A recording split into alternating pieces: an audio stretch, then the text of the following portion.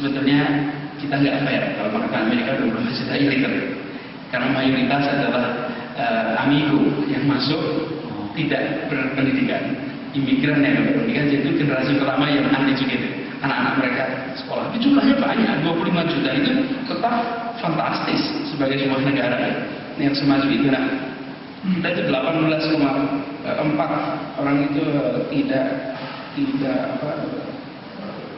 84 juta orang itu bisa baca tulis. Jadi cukup tantangan yang kita hadapi itu cukup besar. Nah, Bapak Ibu berada di sini, berada di avant-garde, garda terdepan untuk merubah ini semua, betul-betul untuk merubah ini semua. Dan yang kita lakukan, mereka lakukan di sini, itu efeknya itu akan panjang sekali. Karena itu harus membayangkan ini prosesnya panjang, tidak sebentar selesai. Hanya rewardnya itu bisa jangka pendek. Ketika buku-buku ini terlihat memiliki pengaruh. Seorang penulis pernah mengatakan bahwa dia bilang hal yang paling menyenangkan bagi dia itu ketika ketemu orang dan menyapa lalu mengatakan, wah saya baca tulisan Anda, menarik isinya. Saya rasa itu reward betapa besar. Mari kita bisa bayangkan ini yang terlewatkan dari itu adalah komponen orang nggak sadar, komponen penerbit. Ya. Orang ingat pada si penulis, penerbit tidak. Tapi jangan khawatir, karena sebenarnya yang membuat itu semua bisa muncul adalah justru aktivitas penerbitan. Jadi ini yang memfasilitasi kemajuan itu. Jadi saya merasa apa yang Bapak Ibu kerjakan di sini mudah-mudahan makin maju dan berkembang, dan saya rasa Indonesia secara umum akan diuntungkan di sini. Saya melihat data juga dari sekitar 180.000 SD di Indonesia dan madrasah ibtidaiyah 180.000, itu hanya 5.000 yang punya perpustakaan. Perpustakaan yang serius, artinya perpustakaan gitu. Bukan hanya buku ditaruh di tiap-tiap ruang.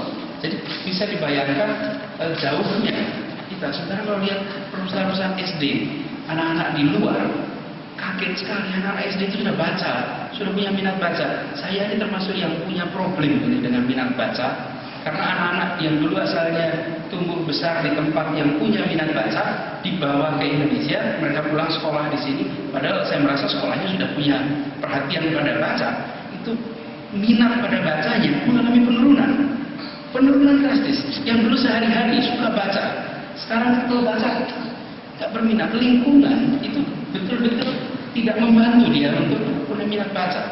Padahal kalau anak-anak kehilangan minat baca, repot sudah masa depan kita. Jadi sangat sulit. Jadi tidak salah itu. Salah satu hal yang Taufik Ismail tulis ketika dia menyatakan puisinya ada "Saya malu menjadi orang Indonesia". Salah satunya adalah ketika dia bilang, saya masuk ke sebuah perpustakaan, kok banyak orang di situ, penuh buku di situ, dan sibuk gitu. Lalu dia sadar, saya ternyata tidak di Indonesia. Karena di Indonesia perpustakaan itu kosong, manusia penuh debu. Kata Taufik Ismail, sinikal barangkali. Tetapi ini potret dari itu. Minat baca yang begitu rendah di Indonesia. Kalau ini berubah, saya nggak bisa bayangkan efeknya bangsa ini. 220